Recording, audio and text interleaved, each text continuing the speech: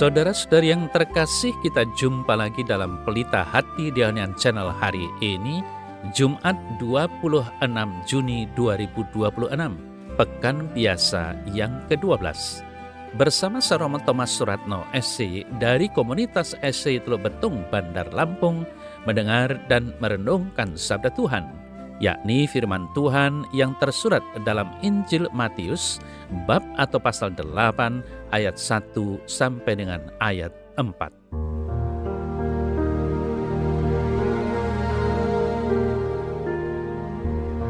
Setelah Yesus turun dari bukit, orang banyak berbondong-bondong mengikuti dia. Maka datanglah seorang yang sakit kusta kepadanya, lalu bersujud menyembah dia dan berkata, "Tuan, jika Tuan mau, Tuan dapat mentahirkan aku."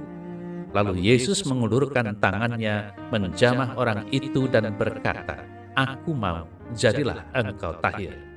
Seketika itu juga tahirlah orang itu daripada kustanya. Lalu Yesus berkata kepadanya, "Ingatlah, jangan engkau memberitahukan hal ini kepada siapapun, tetapi pergilah, perlihatkanlah dirimu kepada imam, dan persembahkanlah persembahan yang diperintahkan Musa sebagai bukti bagi mereka."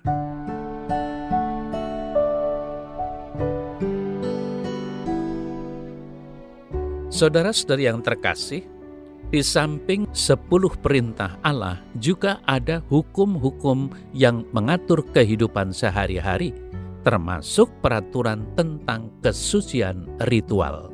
Di antara hukum-hukum tersebut terdapat hukum-hukum mengenai kusta, penyakit menular dan tidak dapat disembuhkan pada waktu itu. Penderita kusta dilarang menyentuh siapapun, diisolasi dari masyarakat, dilarang beribadah, dan diharuskan berteriak najis, najis ketika mendekati orang lain. Di luar pencegahan penyakit, hukum-hukum ini memiliki makna spiritual yang lebih dalam. Kusta menjadi simbol dosa yang menajiskan jiwa dan memisahkan kita dari kekudusan Tuhan, sehingga membutuhkan penyucian ilahi. Saudara-saudari yang terkasih, dalam warta Injil hari ini, Yesus memenuhi dan melampaui persyaratan hukum Musa dengan menyentuh dan menyembuhkan seorang penderita kusta. Namun sentuhan penderita kusta tidak menajiskan Yesus. Sebaliknya, sentuhan itu menyucikan penderita kusta. Dalam tindakan ajaib ini, Yesus mengungkapkan realitas spiritual yang lebih dalam. Hanya melalui sentuhan kasih karunia ilahinya, orang berdosa benar-benar dibersihkan dan dipulihkan persekutuannya dengan Allah. Kenajisan tidak lagi memisahkan manusia dari kekudusan. Sebaliknya, di dalam Kristus, kekudusan mengatasi kenajisan, menawarkan pendamaian dan penyembuhan kepada semua yang mencari Dia dengan iman.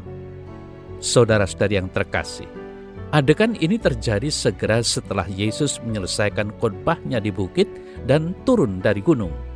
Gambaran ini menggemakan Musa yang turun dari gunung Sinai setelah menerima 10 perintah Allah.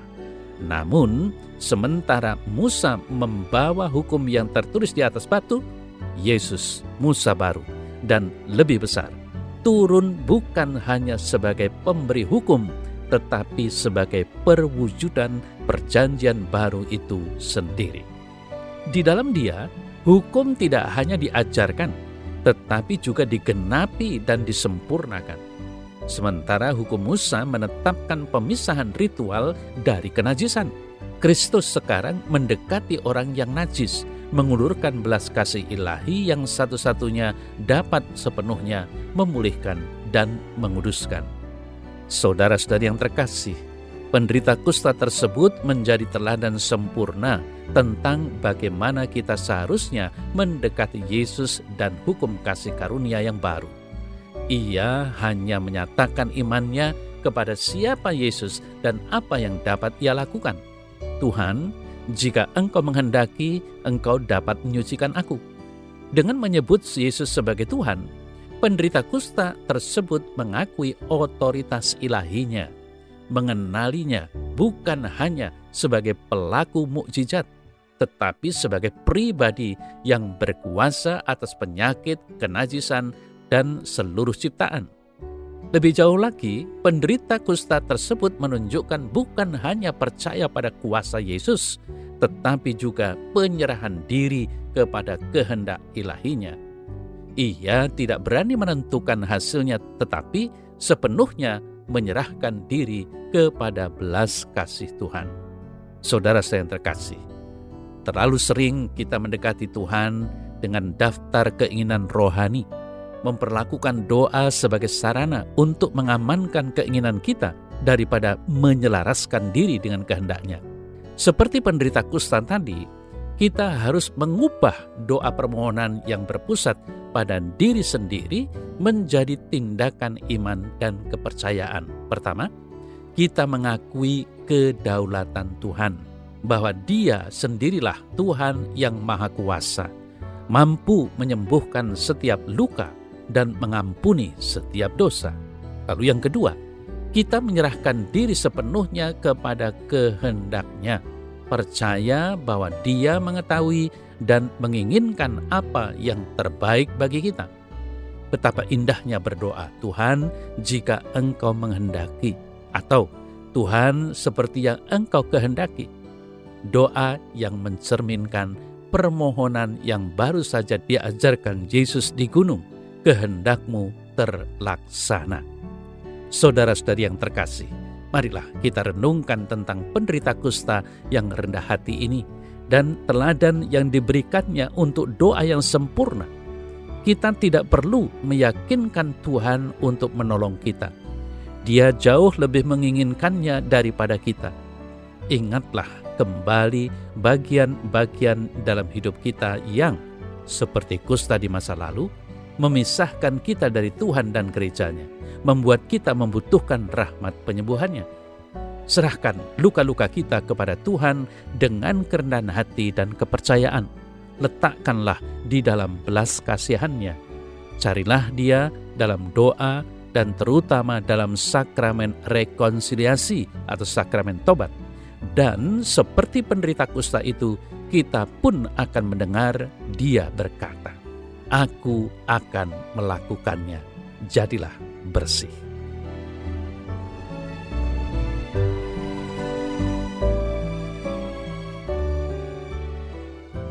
Dalam nama Bapa dan Putra dan Roh Kudus. Amin.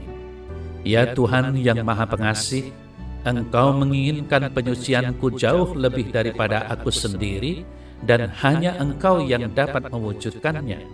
Seperti penderita kusta, aku menyatakan imanku kepadamu sebagai Musa yang baru, pemberi hukum yang sempurna, dan penyembuh ilahi. Semua yang Engkau katakan dan lakukan adalah kudus, memulihkan jiwaku dan menuntunku kepada kehidupan. Aku menyerahkan diriku sepenuhnya kepadamu.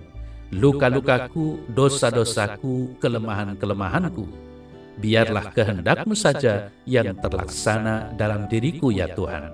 Karena melalui sentuhan-Mu, aku menemukan kesembuhan dan kedamaianku. Amin. Semoga Allah yang Maha Kuasa memberkati saudara dalam nama Bapa dan Putra dan Roh Kudus. Amin.